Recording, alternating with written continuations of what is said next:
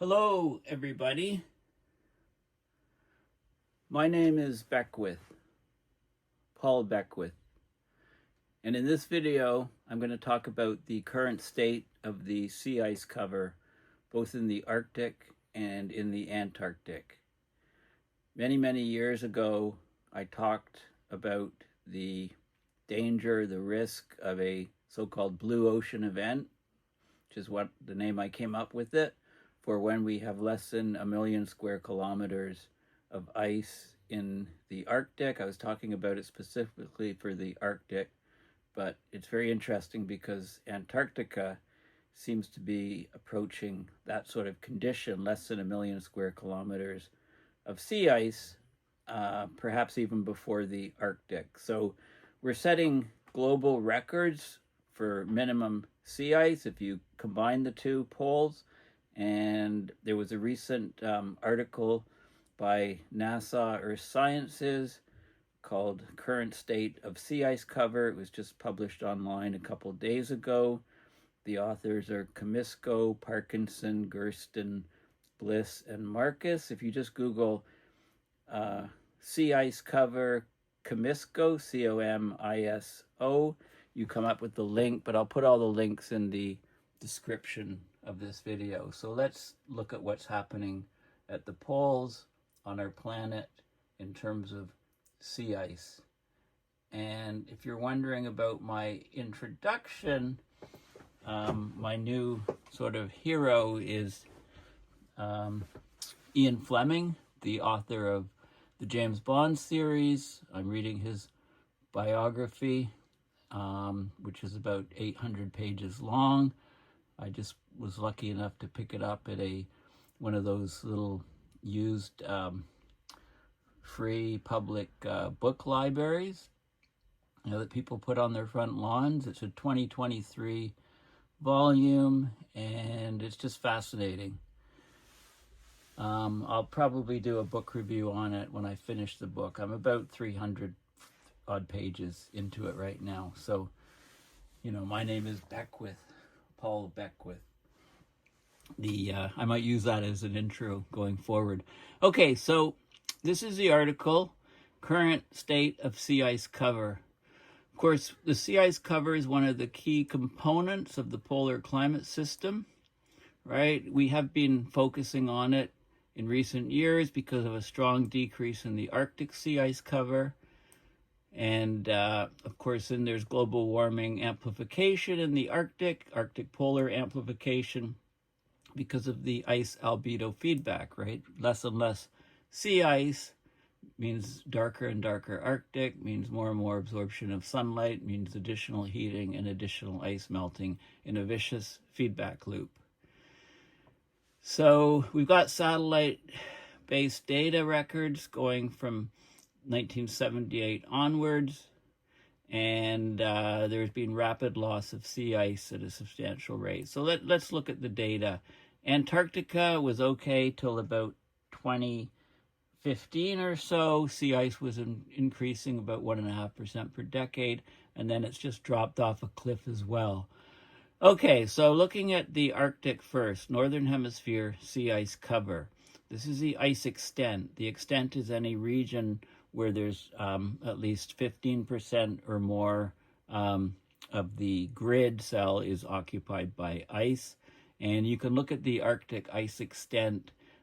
These are decadal averages, 79 to 88, 89 to 98. So you can see these averages, and then there's a couple select years picked. So this is 2025. Right here, this was 2012 was a minimum, reached a minimum of ice extent at the end of the summer, into the early September.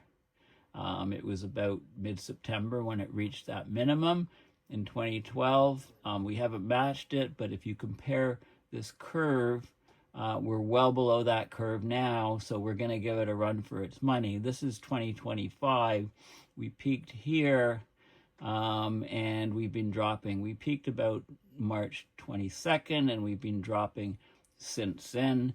This article was just put out on the 27th or 28th, so it has data up until March 26th of this year. And you can look at the area of ice where you have 100% concentration in the grid cells, and of course it's it's smaller. This is more encompassing, and you can see it also, you know, peaked. And so these are showing 10-year averages for the decades. We can go down. This is a map here. This is the Northern Hemisphere, March 26, 2025. And you can see the, this is the ice concentration, 0% open water, 100% ice. And then in these areas here, you have quite a bit of water. You know, the concentrations are, you know, 70, 80%. These areas here, you know, open areas here.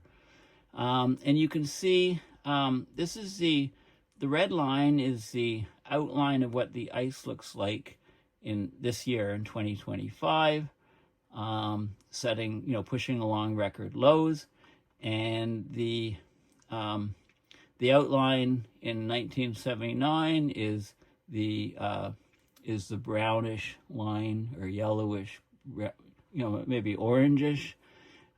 It's that line. You can see, you know, this ice is all gone, and between these two time periods, this ice is all gone. You can see, you know, the areas where the ice has been devastated. The ice is just not formed. It's retreated a lot quicker. So right up here in this area, this was all ice. In 79, this was the fringe, and now, you know, all this ice is missing.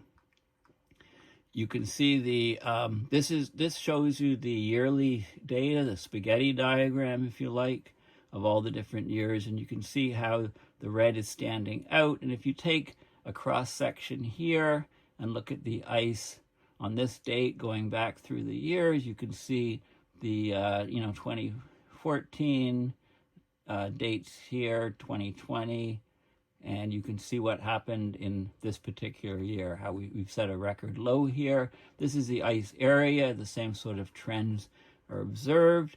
And there's an animation here which shows the last 2 weeks of melt. So you can see this is the dates up here, 24th, 25th, 20th, and it should recycle. So this is from March 12th this year to March 25th this year. Okay, so it just cycles through the days. You can see the subtle changes from day to day as we neared the maximum, right? So this is where we were reaching the maximum and then starting to fade down. And you can look at the Southern Hemisphere sea ice cover. This is the Antarctic ice extent. And you can see where we are here. We're scraping the bottom of the barrel here. This was the, you know, so this was 2023 here. In 2014, we were way up here. So something happened 2014, 2015. We kind of dropped off the cliff for Antarctic sea ice, and this was what we had last year.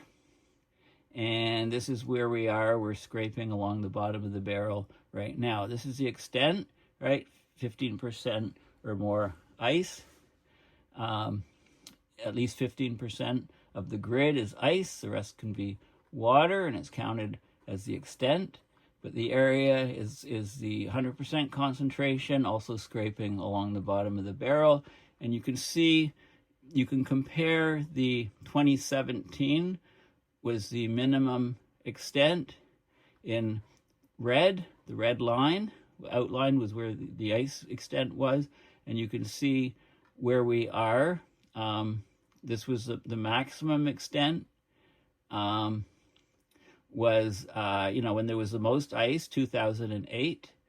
And you can see the difference, and then you can see the outline. You can see the ice for where we are now. So look at the maximum, right? The ice was around this entire area.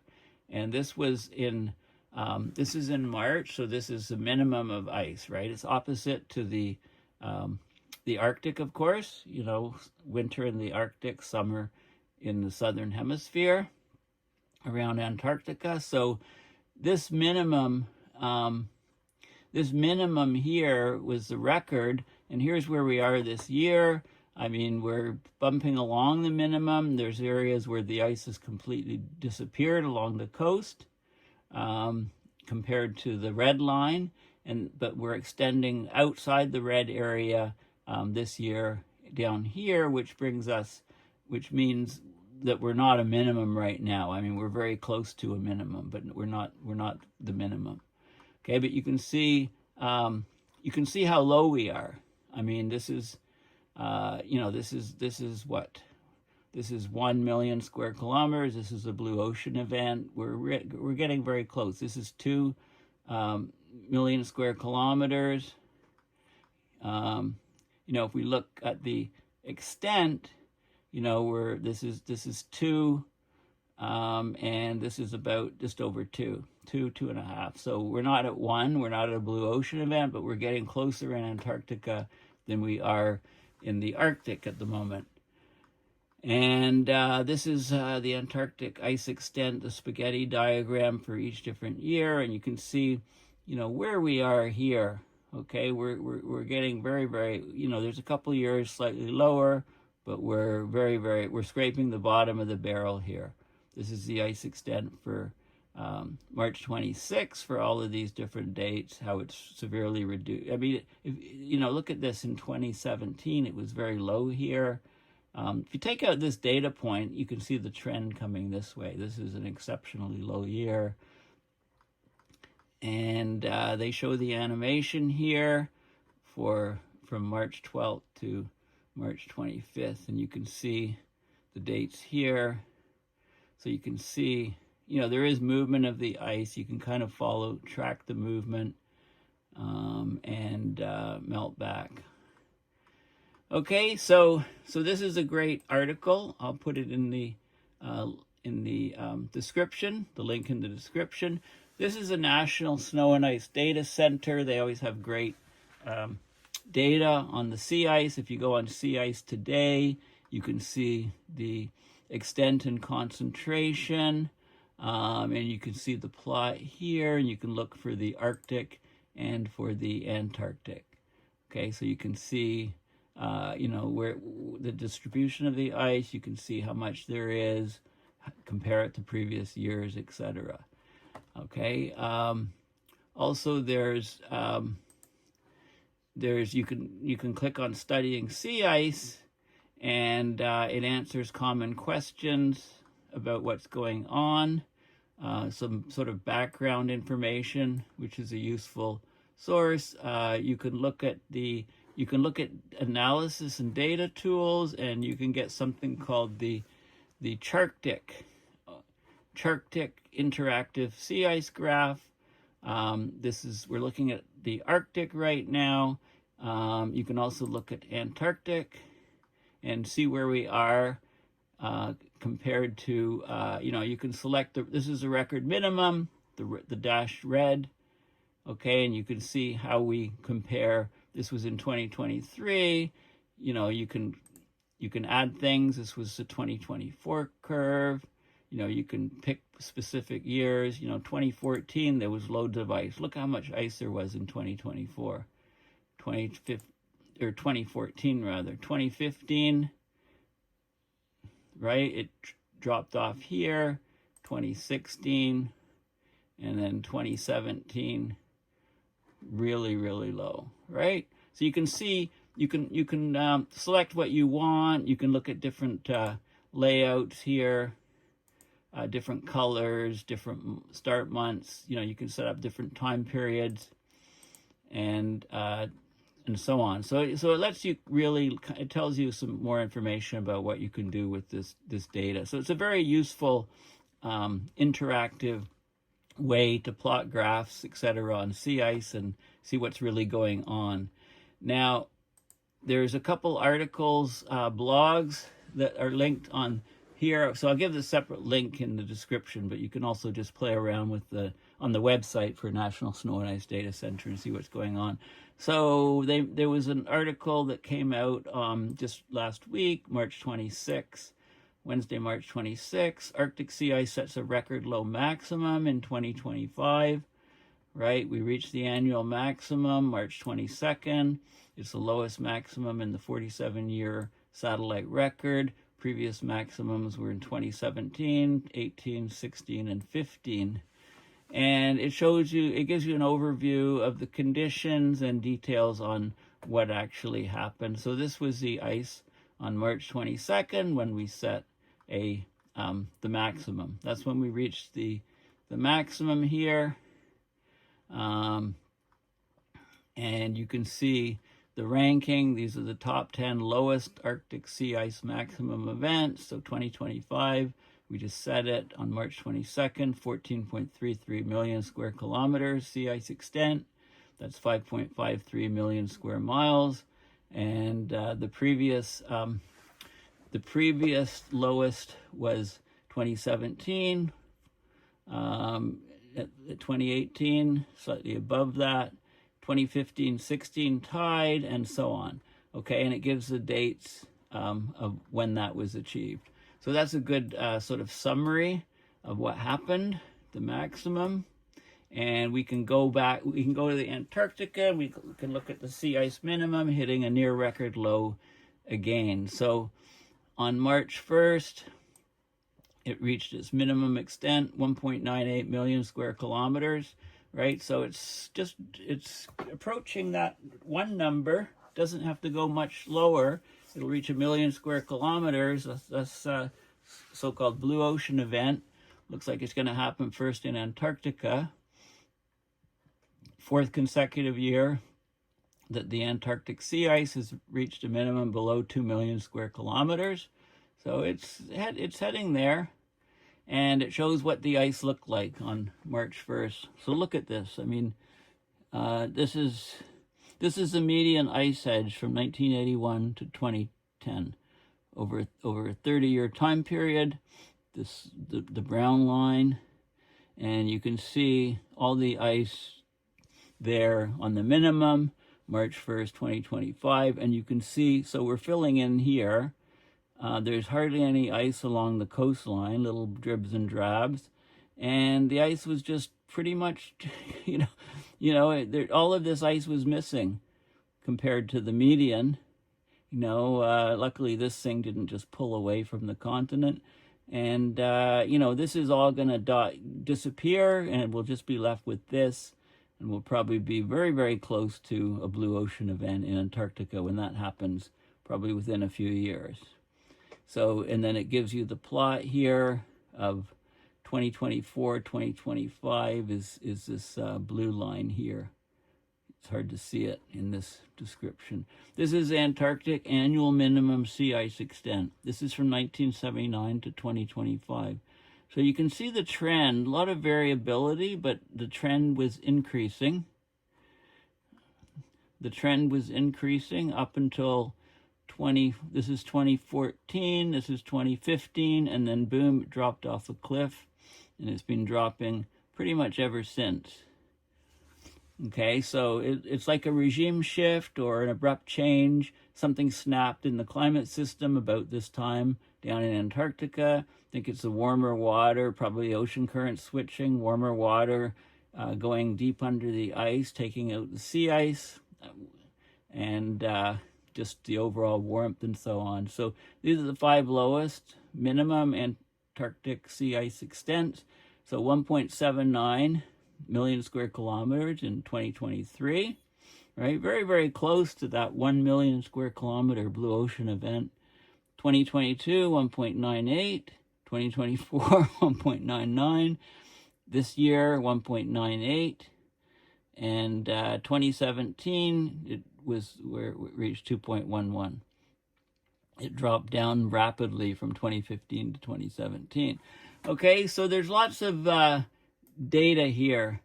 So you can go to the National Snow and Ice Data Center, and you can look at sea ice today and see what it's doing on a near real-time basis. You can plot everything by going to the Charctic interactive sea ice graphs, and you can read about it from the report that just came out few days ago from NASA Earth Sciences. Okay, so we're rapidly heading to a world well, we're in our present world, we're experiencing less and less sea ice at the poles, both less in the maximum coldest parts of the winter and much less in the summers at the end of the melt seasons, respectively, at both poles. And if you add the total amount of sea ice, we're pushing along record lows because it's vanishing at both poles. And we're rapidly heading to a world without sea ice, where we get a blue ocean surrounding the continent of Antarctica, or a blue ocean, no sea ice in the Arctic Ocean. We're rapidly heading to that type of situation. Of course, that leads to tremendous polar amplification, slowing down and waviness of the jet streams, disruption of the ocean currents, and all those other sort of tipping points in the climate system. So thanks for listening. Please go and check out my website, paulbeckwith.net, and donate to PayPal to support my research and videos. And if you want to get some t-shirts or caps with some of my favorite climate sayings on them and images, you can do so at this website, paulbeckwithstore.com. So thanks for listening, and bye for now.